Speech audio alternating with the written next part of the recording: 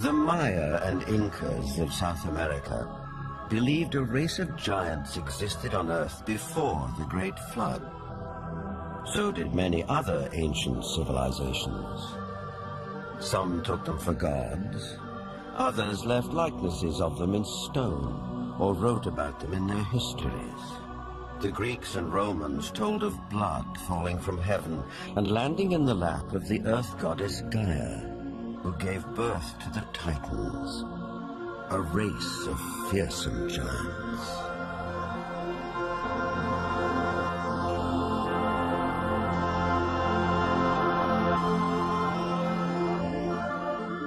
Perhaps the most famous of all was Goliath, the Philistine, one of 5 giant brothers.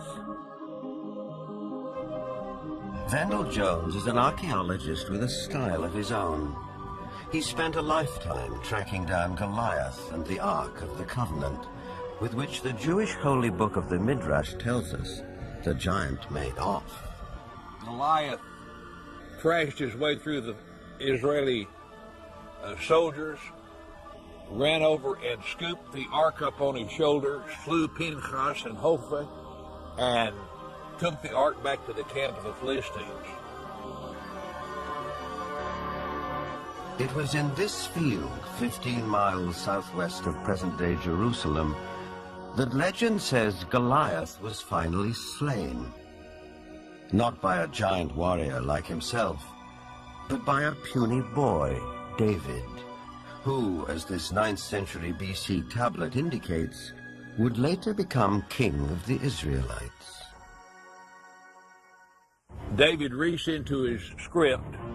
He pulled out this black thing with long leather straps, and he put it on his arm and wrapped it like this, and said, "You have come against me with a buckler and the armor and a shield and a sword, and I'm coming against you in the name of the Lord God of Israel." Then he reached in and pulled out another set of leather straps, but this one had a stone in it.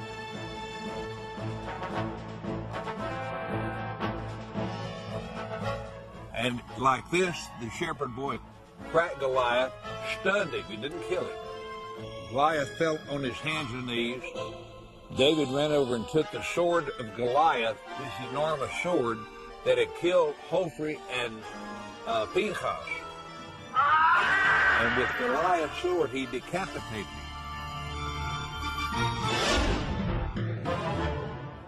Just 2 miles from where the famous fight took place stands an 80-foot overgrown mound. This is believed to be Goliath's final resting place, though no one knows for sure because it's never been excavated.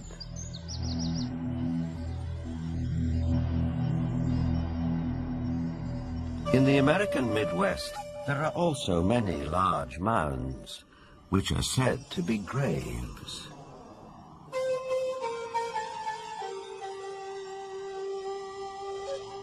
An author who has sold over 15 million books and written extensively on giants is Brad Steiger. Mass graves of giants were opened. Some of the men 8 feet tall, some of the women 7 feet tall, some records of men 10 feet tall, and extremely large skulls. And extraordinarily, some of these skulls had horns, some had extra rows of teeth, some had other what we would call anomalies, but they were extraordinarily large skulls and extraordinarily large people. A maverick archaeologist who has long been fascinated by legends of American giants is David Hatcher Childress. A number of mounds in the Midwest in America were excavated starting around 1850. And in many cases, they would find skeletons of people who were in excess of 7 feet tall. And in many cases, they had double rows of teeth, as well as, in some cases, 6 fingers on each hand and 6 toes on each foot. The one that was found in Bridal Veil Falls, California by a group of miners, first they found this wall with very intricate hieroglyphics. They assumed that they were finding gold behind the wall. They broke it down and they found this woman holding a child covered with fur and a strange kind of dust. The same tall female mummified remains have been found in Texas. They have been found in Death Valley. They have been found in other parts of California. These old photographs and newspaper clippings are all that survive of these mysterious giants. Winner of the Newsmaker of the Year award, journalist Jim Mars has a special interest in speculative science. Archaeology at that time was in a heyday. There was everybody that had a shovel was out trying to find something. But what's interesting is that the finding of these giant mummified bodies and giant fossils and bones, really you can't pin to any particular location. They were finding them in Greece, they were finding them in Italy, they were finding them in the Middle East, they were finding them in America, and even if you write off a few of those as perhaps a hoax or a misinterpretation of something else, you're still left with a tremendous amount of evidence to show that there were these giant beings at some point walking the earth.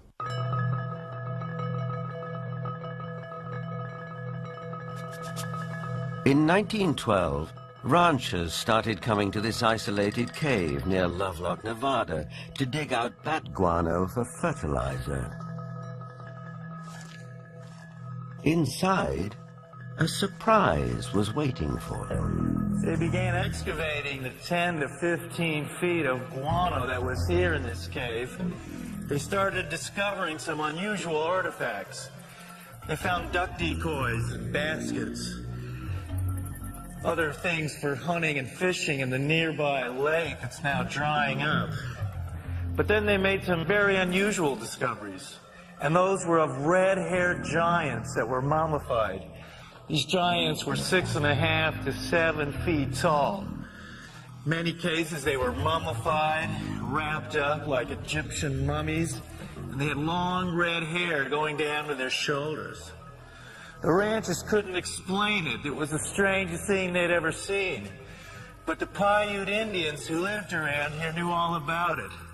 In fact, back in 1883, Sarah Winnemucca, a Paiute Indian princess, had written a book called Life Among the Paiutes. In that book, she talked all about the giant, red-haired people who used to live around this lake and live in this cave. She claimed they were cannibals. That tribe would eat the dead. They would make war on my people. My people went to work and gathered wood to fill up the mouth of the cave. At last my people set it on fire and called out to them, "Give up or you will die." But no answer came.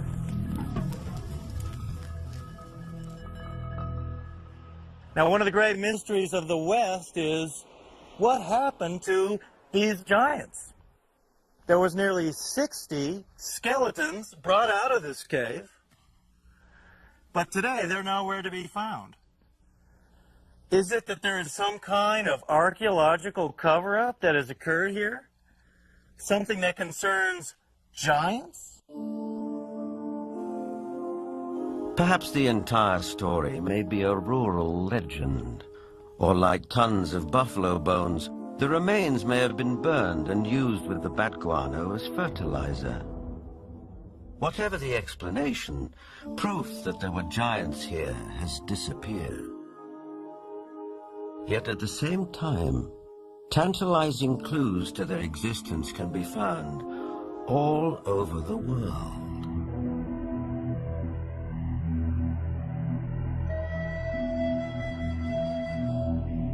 In South America, there are giant figures carved into rock so huge that at ground level it's hard to tell what they depict. Though from the sky that becomes dramatically clear.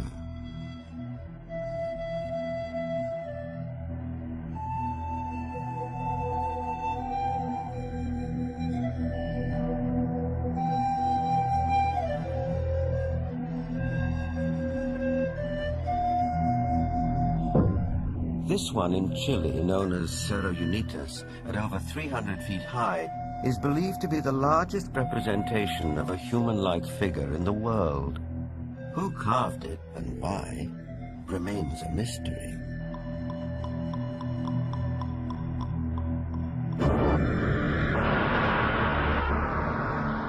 Half a world away, in the United Kingdom, other giant figures stare up into the sky.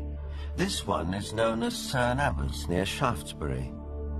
Cut into the chalky hillside, no one knows how long ago, it may represent the mythical hero Hercules. 160 miles away, the Long Man of Wilmington, 280 feet from head to toe. It emerges from the English hillside like a giant god from another era. Britain is crowded with such sites associated with giants. An authority on English folklore and the giants of Britain is Jennifer Westwood. In the beginning, in Britain, it was inhabited only by giants.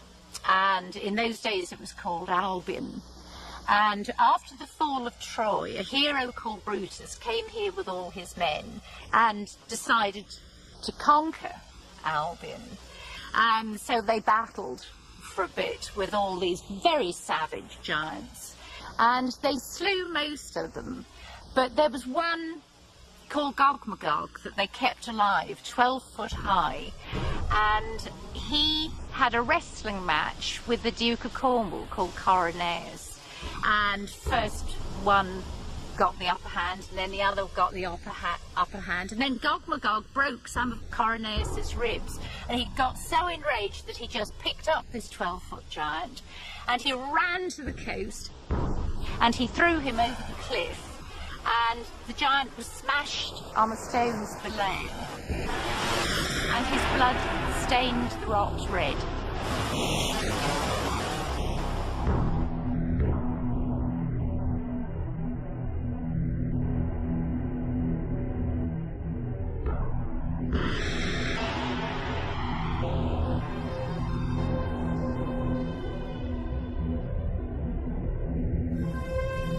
Giants also figure in the mythology of Stonehenge, arguably the most famous megalithic structure in the world. These massive standing stones, the largest 30 feet tall and weighing 50 tons, were erected here thousands of years ago. The early Britons called the stone circle the Giant's Dance and believed giants had built it. Who really built Stonehenge and how they did it are enduring mysteries. Perhaps in the end, we have to turn to legends for an answer.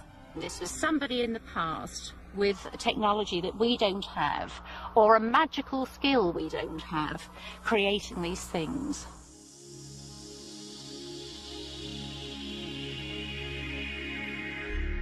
The spiral-shaped Gilgal Rephaim is situated in the Golden Heights, 50 miles from Damascus.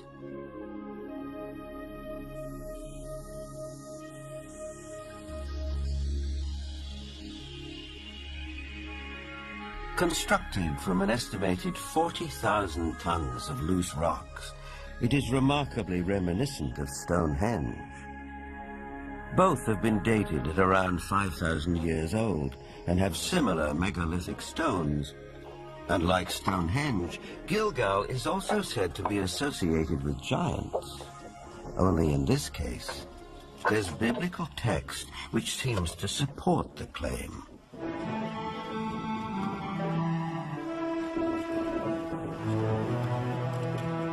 Israeli archaeologist Daniel Herman is investigating the newly opened grave.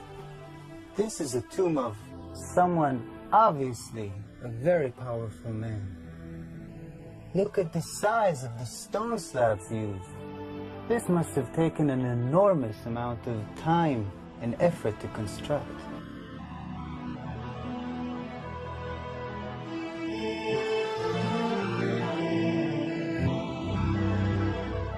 When the Israelites came here and wrote their Bible, it was already here. They saw it. So They have documented the identification of the site by saying that this region was ruled by Og, king of the Bashan. Og is described in the Book of Deuteronomy as, and I quote, "For only Og, king of Bashan, remained of the remnant of the Rephaim." Rephaim is Hebrew word for giants.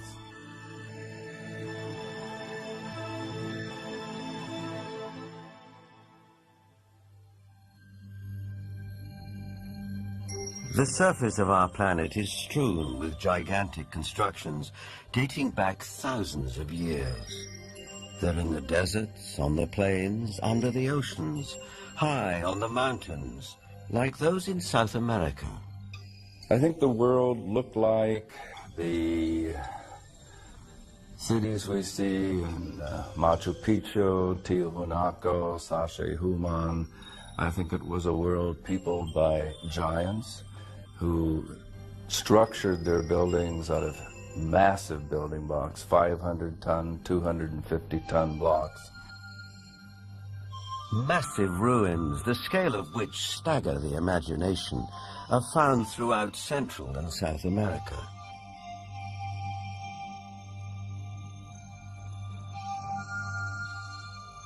Even a skeptic might be tempted to ask, who could have built these architectural wonders, if not a race of giants?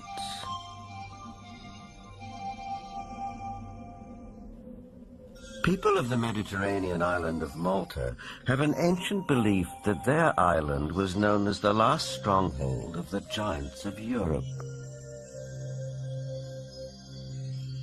An explorer who has made a lifelong study of megalithic structures is the best-selling author of The Eyes of the Sphinx, Eric von Daniken. Malta has gigantic temples. They date really back to the past. Nobody knows exactly, but 5,000 years at least BC.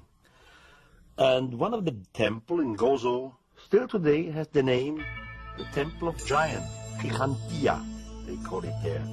A local legend says the temple was built by the giantess Sansuna. The blocks are so huge, so heavy, that no normal human being could have moved it.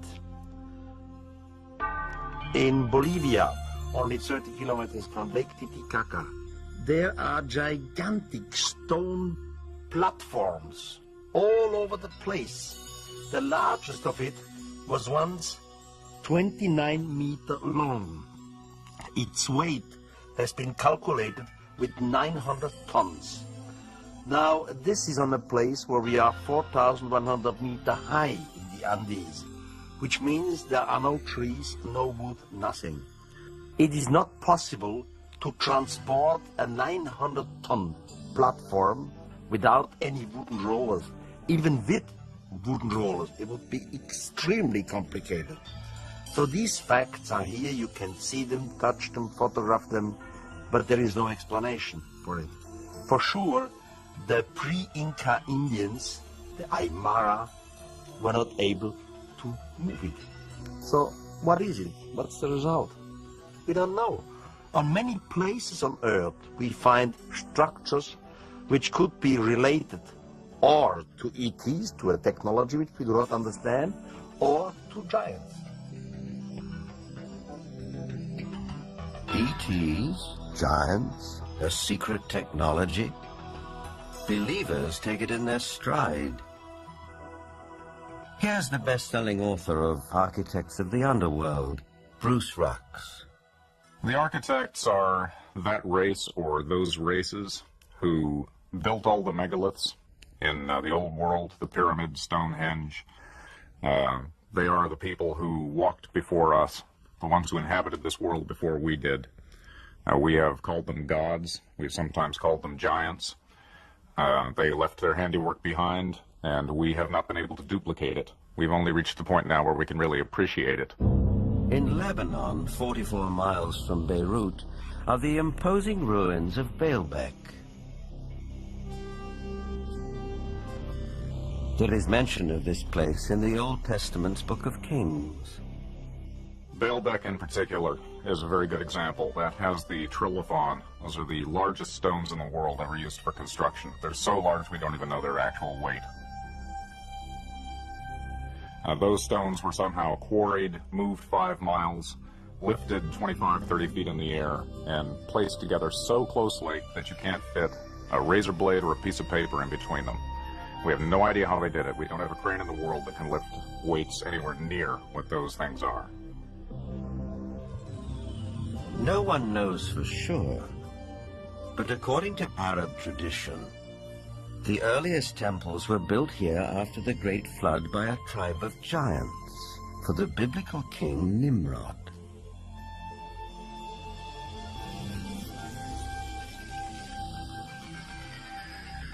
But what exactly do we mean by the word giant? Bloodthirsty monsters like the one-eyed Cyclops of Homer's Odyssey? Or the fee-fi-fo-fum ogres of children's fairy tales? Or could it also include peaceable giants, living as you and I do, walking the streets of our cities in the full light of day?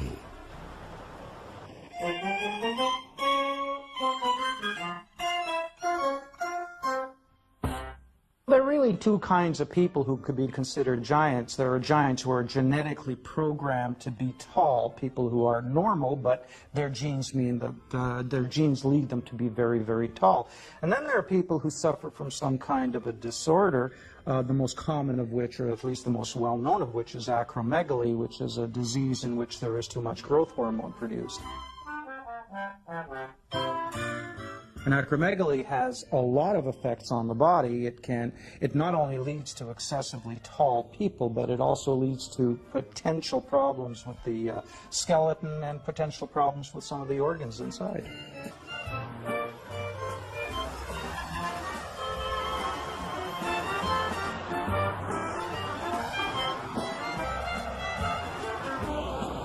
Ryan is a healthy, well-proportioned, 7-foot-tall, normal young man. I just wish I were as tall as he was. But what makes a person unusually tall? Is it a family trait, nutrition, or something else? Are tall people just ordinary people of exceptional height? Certainly some tall people are giants in their profession. And if that happens to be basketball, they may be millionaires, too. Genuine giants didn't always do so well. Here's Jack the Giant Killer presenting his latest capture to the king. Towards the end of the 19th century, this 9-footer was given to the Russian Tsar as a gift. For some of the vertically unchallenged, it was possible to make a modest living by displaying themselves in public. From there, it wasn't very far to the carnival freak show, which wasn't complete without one or more giants.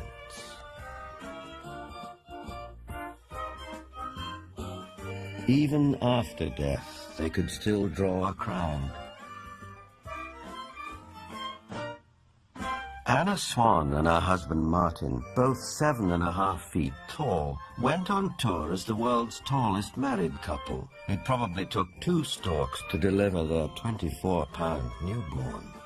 Which brings us back to the question, where do they come from? Is it possible that in the dim and distant past, they can trace their ancestry to a race of giants? The Weizmann Institute's award-winning scientist, Dr. Marvin Antelman, believes he has the answer.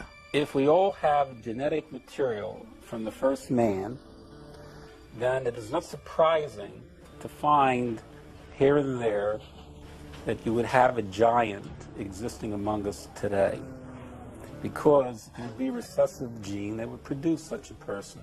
The Watusi tribe, for instance, are very large. The median height for most of their males is close to about 7 feet. They're extremely tall.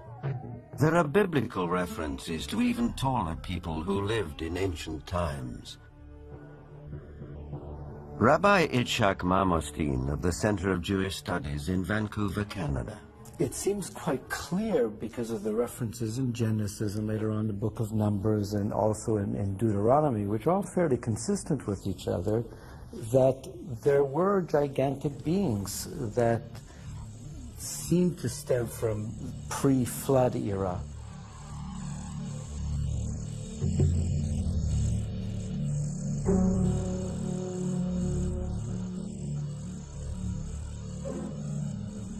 Is it possible that environmental conditions of past ages favored the development of giants? Certainly we know from fossil evidence that some species, like dinosaurs, grew many times larger than they do today.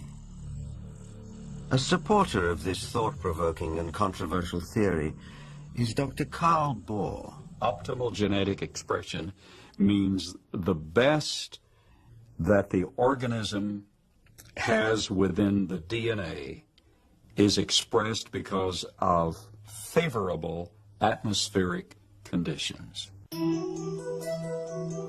Based on fossil evidence, trees like the California giant sequoia grew much larger than they do today.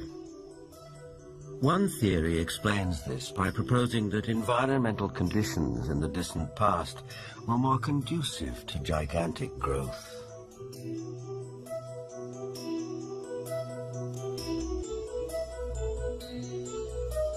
Under these described conditions, plants and animals would live longer, be much larger, and that's precisely what we find in the geologic column in the fossil record. Plants were much larger. All living systems were larger. We have animals that today have an 8 or 9 foot stature with a 16 to 20 foot stature. We have insects such as the dragonfly. Today, the dragonfly has perhaps a 4-inch wingspan. In the fossil record, his counterpart, Meganeuropsis, had up to a 5-foot wingspan. Everything was larger in the past. I'm of the opinion that under better atmospheric conditions, people were living not only longer, but they were taller, much taller. Giants and dinosaurs could not exist today as they did in the past because the atmospheric conditions simply will not permit it. We had a greater ozone layer at the time prior to the flood. At the time of the flood, it was diminished to about 1/7 of what it was at that time, and therefore, life on this earth as we know it no longer has the same life expectancy as it did at the time of the flood. A thinning of the ozone layer means less protection from the ionizing radiation from space, and less protection for plants and animals.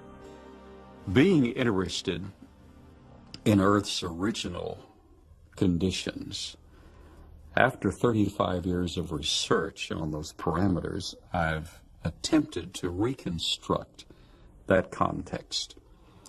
And in so doing, I've had our engineers build a biosphere that doubles the atmospheric pressure, that increases the electromagnetic energy, that increases the ratio of oxygen, but not to the level of toxicity, that eliminates ultraviolet radiation, etc. And the experiments that we've run have been very gratifying.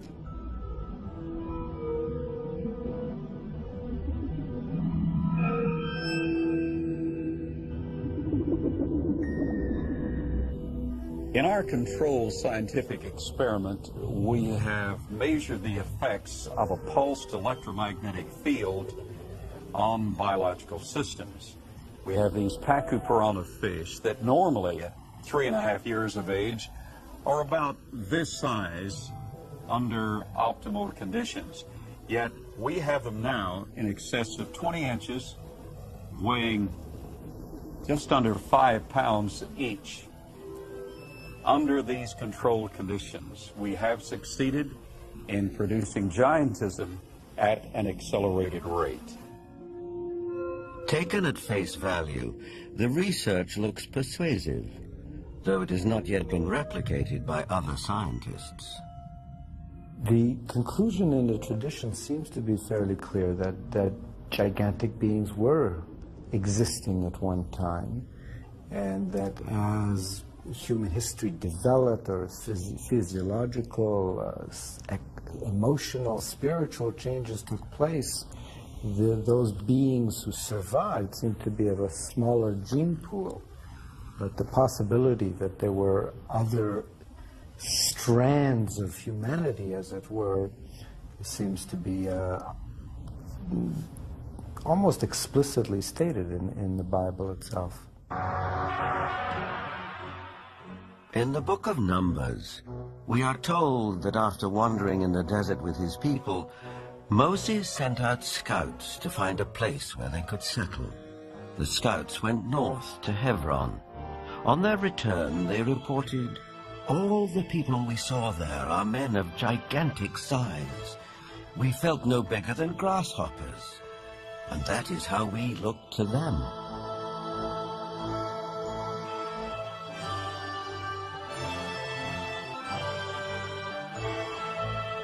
The tribes continued northeast to Mount Seir, known today as Petra in Jordan. But that too, as mentioned in the Bible, had been settled by giants.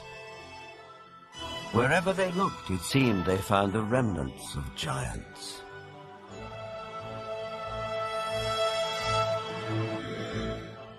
If we look at Scripture, there were giants in the earth in those days.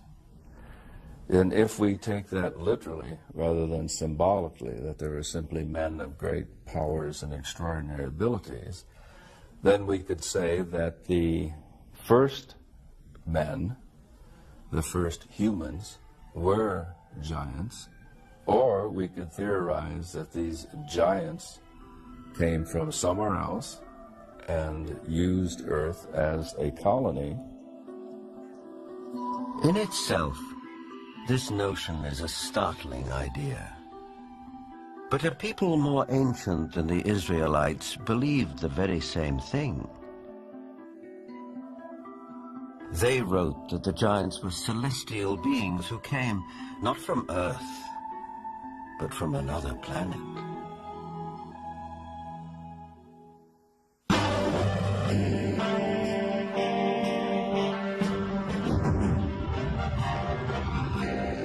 This is the battleground of the Gulf War. We know it as a rug. In the distant past, several great civilizations sprang up here. One of them, Babylon, was legendary for its wealth and splendor.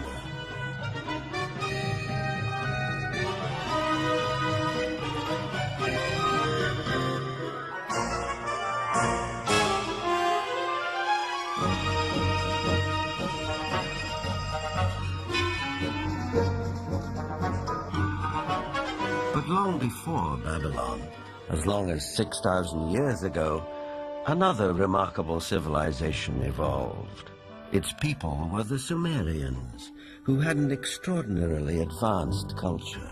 Their list of first just almost sounds like a whole list of our whole society. They had the first bicameral Congress, they had the first writing, they had the first school systems, and you just go on and on and on. So you have to ask, well, where did all this come from? And I think that you need to turn to the ancient Sumerians themselves and listen very carefully to what they have to say, because what they have to say, not just in one place, but over and over and over again, is that they were taught civilization by these beings that came from the heavens to the earth. They called them the Annunaki.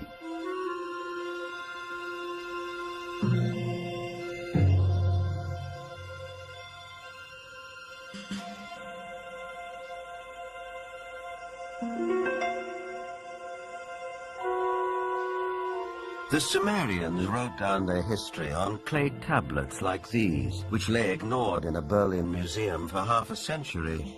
Few people have been able to decipher this ancient language. but one of them is Zechariah Sitchin.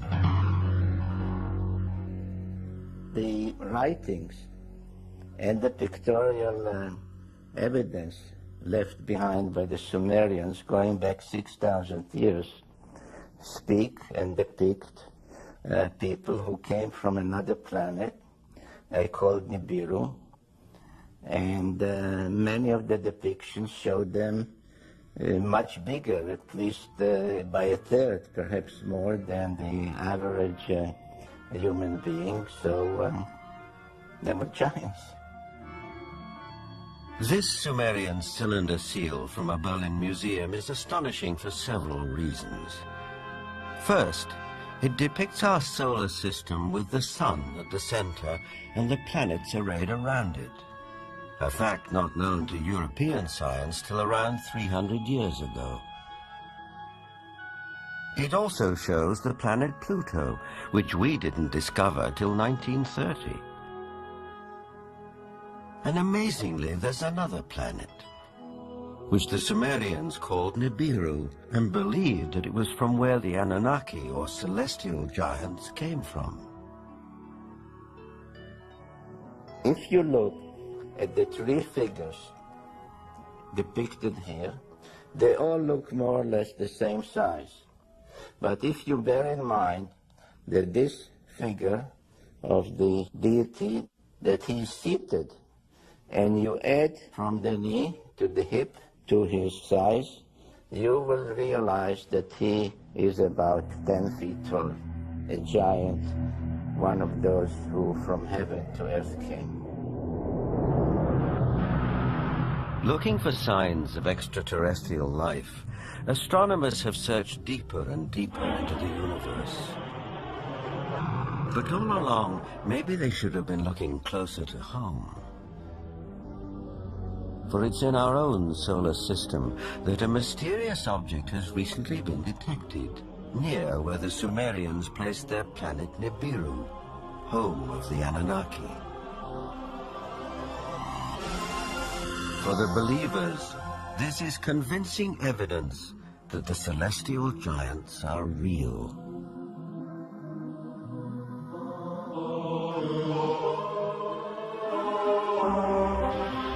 The ancient Sumerian text, just in a very broad overview, basically tell us that more than 400,000 years ago, that these Anunnaki came from space and landed on the earth in the Tigris-Euphrates Valley. They began to set up a colony that they called Eden. According to Genesis, Eden, or Eden, is where Adam was created from dust and Eve from one of his ribs. Others, however, have a more high-tech version of how human life began. In time, needing manpower, needing workers, jumped the gun on evolution using genetic engineering. They took the sperm of one of the Anunnaki, mixed that with the ovum of a primitive humanoid, probably one of these primitives that we are now finding archaeological remains of in Africa, the famous Lucy. And they produced a hybrid which eventually became Cro-Magnon or modern man.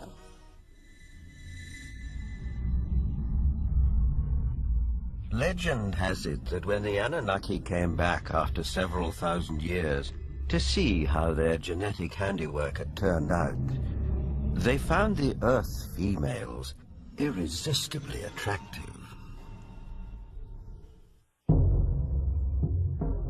It starts in the Bible.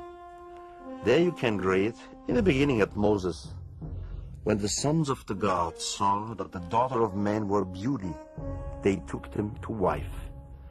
Later, out of the body's womb, giants came.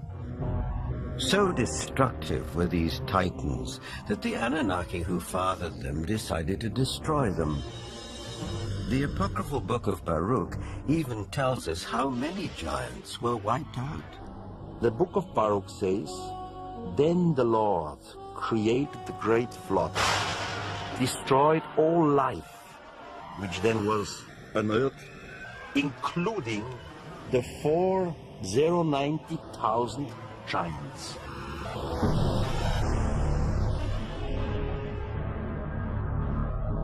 As the story goes, some of the Titans survived, but their reign as rulers of the earth was over, and humans became the dominant species.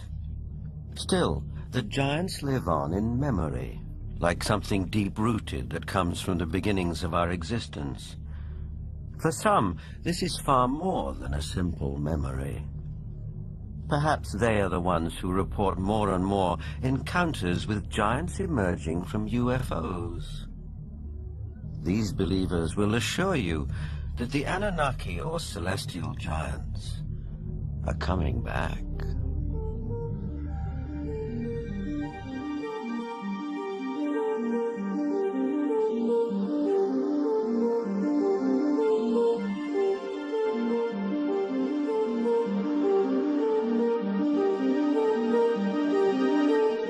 The town of Yatzitz is 25 miles west of Jerusalem. On January the 3rd, 1996, Chief of Security Herzl Constantini was at home when he heard a strange noise outside. When I opened the door, I was paralyzed with fear. I saw a gigantic being around 5 feet wide and 11 feet high. I estimate its weight at about 2 tons. I called the police, and 2 officers came over to the house. They laughed at us and accused me of drinking. But when the trackers came and saw the prints, they stopped laughing.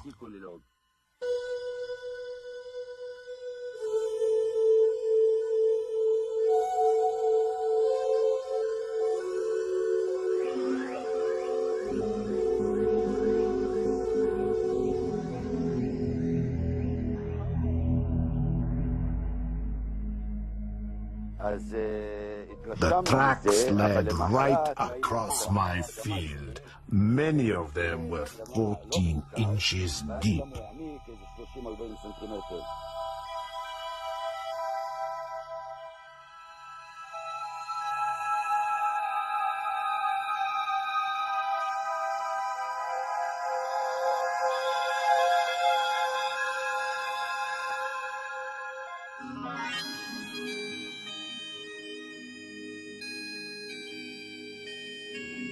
Over the past 10 years, reported sightings of UFOs with giant occupants have been on the increase. Former director of the British UFO Research Association, Jenny Randall, is familiar with these statistics. From an analysis of 15,000 encounters with beings, giant encounters have increased every single year since the 1965 period onwards, and we are therefore getting far more reports of giants being seen today than we did 30 or 40 years ago. The apocryphal books of Enoch are believed by many to be over 5,000 years old. In them, Enoch writes about how he was taken up to the heavens by 2 men of great height. In this celestial journey, he also talks of meeting those who from heaven to earth came. 2 huge men appeared to me, the like of which I had never seen on earth. Their faces were shining like the sun. Their eyes, too, were like a burning light. Then they took me up and carried me to the first heaven. And they fly with their wings and do the rounds of all the planets. They led before my face the elders, the rulers of the stellar orders. These groups carry out and carefully study the movements of the stars. Enoch is taken up to the sky at least 3 times. In our today's view, we would say he was taken up to another spaceship. There he has a discussion with what is called the highest, whatever the highest is. We would say maybe the commander of the spaceship. In other words, Enoch is what we would call a victim of alien abduction. This might seem like a far-fetched interpretation of a text written a very long time ago. On the other hand, present-day accounts by people who claim to be abductees are not so very different. The elders were 6 to 9 feet tall. They had white hair, pale skin, almost albino, light blue eyes, wore white robes, and had no shoes on at all. And they could speak audibly, and they could also speak through mental telepathy. I've checked the owner's manual that came with my brain, and nowhere, even in the small print, does it say that all dreaming will be between the hours of 11 p.m. and 8 a.m. That, generally speaking, it is. But what we know is the brain can generate extremely vivid images, extremely real and lifelike things that are hallucinations. But events in the Russian city of Voronezh can't be so easily explained. In this instance, there were at least 20 witnesses. Could they all have been dreaming the same dream in broad daylight?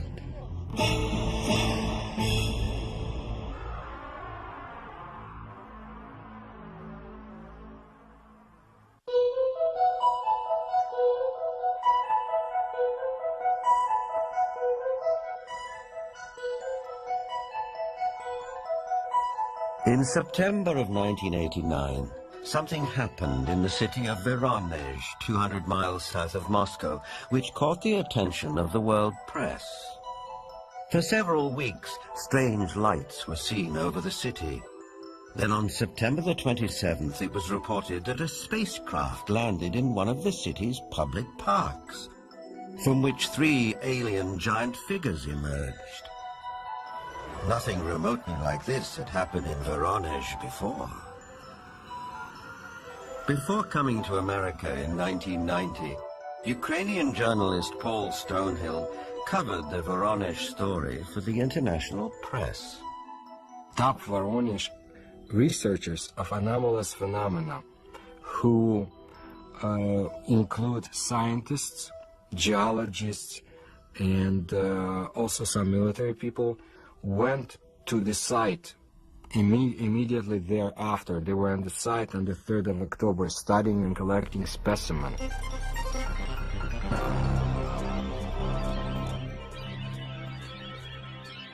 The encounter became a media sensation on national television and in the international press. Не было, ну уже хотя бы потому, что не было до сих пор в Воронеже событий, подобных тем, Drawings of the landings by children who were there capture the event vividly.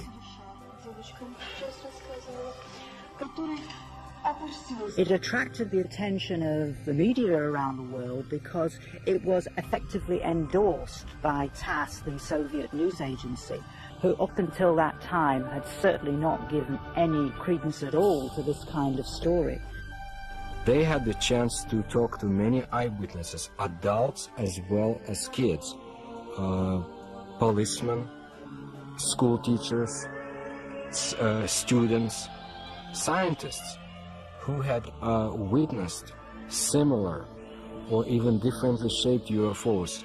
The underlying theme was that giant-like beings exited from strange-looking craft, did some research throughout Voronezh, and were able to get back to their craft and fly away.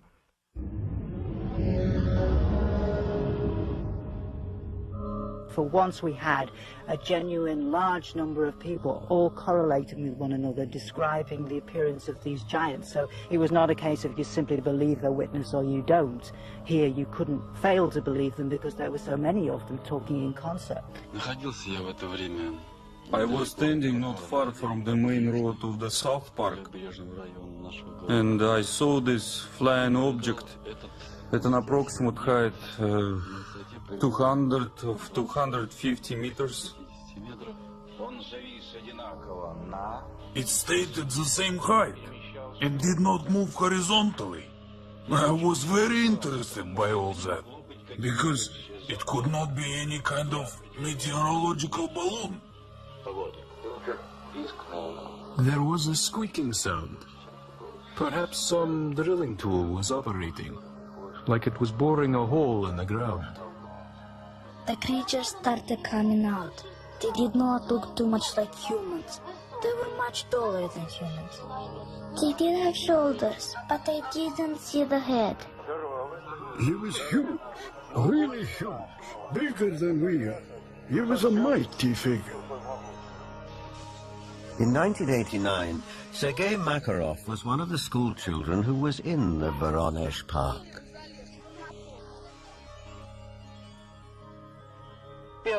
I remember a crowd that gathered around the place. Everybody was scared. Everybody turned pale. I was absolutely flabbergasted. Denis Borzhenko was also one of the boys in the park on that day in September 1989. I saw some traces there, and also a strange man. Outwardly, he looked like any other man, only he was huge. A moment later, he suddenly disappeared. I had no doubt that the UFO and the giants existed, because I saw them. But sometimes when I look back, it seems sort of like a fairy tale.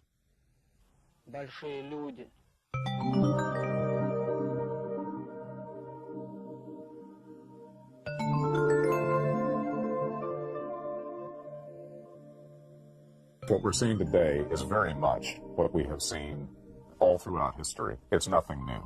Anything going on with the UFO phenomenon today is something that has always been around, and you can find it in ancient mythology all over the world.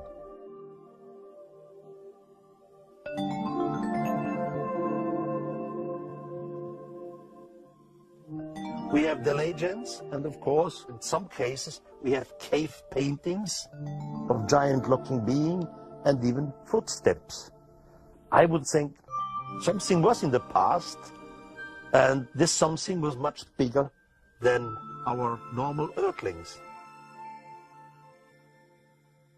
Were they indeed our fathers? They were the patriarchs who came before us, that all the legends refer to, the giants, the Olympians who lived before us.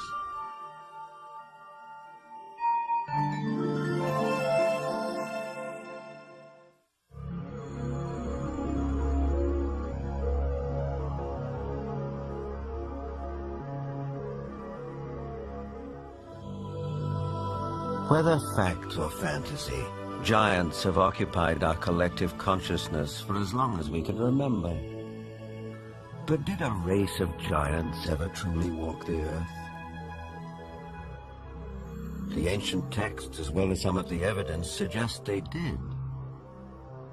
And is it possible that recessive genes in the 7- and 8-footers that walk amongst us today could be connected to a former race of giants? Now, with reports like the giants of Voronezh, one wonders if perhaps the godlike giants of the Sumerians are coming back. But whether they are real, imagined, or allegorical, one thing is for sure.